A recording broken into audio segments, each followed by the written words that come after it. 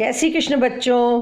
मुझे लग रहा है आप पढ़ लिख के बहुत बोर हो गए हो, अब बाहर भी नहीं जा सकते, तो मैं तुम्हारा एंटरटेनमेंट करने के लिए एक कहानी सुनाती हूँ। उस कहानी का शीर्षक है चार मटके। चार मटके में एक बहुत बढ़िया सीख भी है, तो इस कहानी को गौर से सुनना और लास्ट में 2 प्रश्न भी पूछूंगी, उनका उत्तर देने वालों को इनाम मिलेगा। तो कहानी इस प्रकार है। एक राजा था, उसके 4 बेटे थे। चारों आपस में बहुत प्यार से रहते। राजा ये देख के बहुत खुश होता।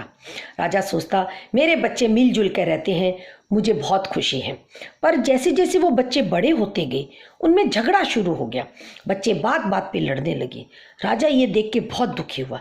उसने अपने बच्चों को समझाया कि तुम लोग अगर मिलजुल के रहोगे तो प्रजा भी सुखी रहेगी और राज का कार्य भी तुम आराम से कर सकोगे। लेकिन वो नहीं माने। अब तो छोटी छोटी बातों पे वो झगड़ने लगे। राजा ये विचार करने लगा कि मेरे मरने के बाद ये तो और झगड़ेंगे।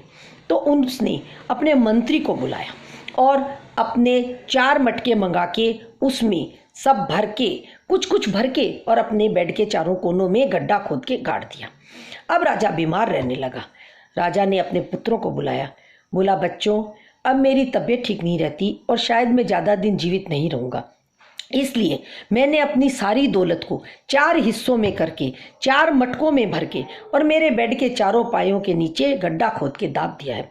जब मैं मर जाऊं तो तुम लोग भाई भाई एक एक पाए के पास खड़े हो जाना और जिसके हिस्से में जो आए वो ले लेना, उसके लिए झगड़ा मत करना। बच्चों ने सोचा, हमारे पिताजी अच्छे हैं, बुद्धिमान हैं, वो किसी के साथ नाइंसाफ़ी नहीं करेंगे। तो वो बोले, ठीक है पिताजी, हम नहीं झगड़ेंगे और मंत्री जी की निगरानी में ही हम सब अपना अपना खजाना ले लेंगे। राजा कुछ दिनों बाद मर गया। जब राजा मर गया तो चारों भाइयों ने मिलकर राजा का बहुत अच्छे से अंतिम संस्कार किया। और अब कुछ दिनों बाद मंत्री जी को बोला, मंत्री जी, अब हम अपना खजाना जो हमारे पिताजी हमारे लिए छोड़ के गए, हम वो ले लेते हैं। मंत्री ने एक गड्ढा खोदने वाले को बुलाया और चारों भाई 4 कोने में एक एक पाए के पास खड़े हो गए।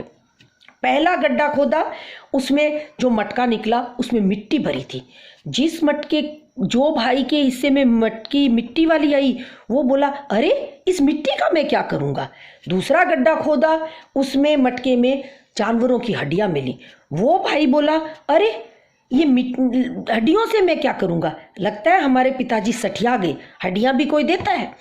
तीसरा गड्ढा खोदा तो उसमें गेहूं भरा हुआ था, तो वो बोला, इतने से गेहूं का मैं क्या करूँगा।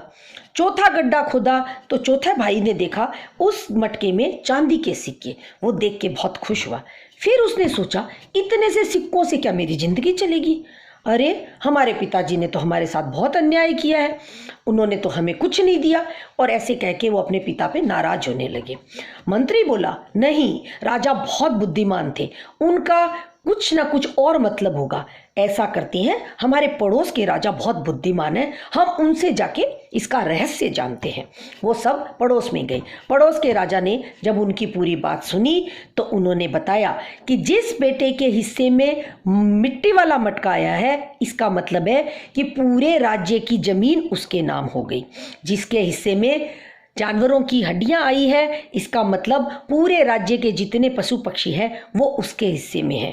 तीसरे के हिस्से में जिसके गेहूं आया, इसका मतलब खेती बाड़ी में जितना अनाज उत्पन्न होगा वो उसका होगा। और चौथे के जिसके सिक्के आए, इसका मतलब राज्य के कर टैक्स जो दिया जाता है उससे जो इकट्ठा होगा वो सब उसके हिस्से में आएगा। और चारों भाई बहुत खुश हो गए।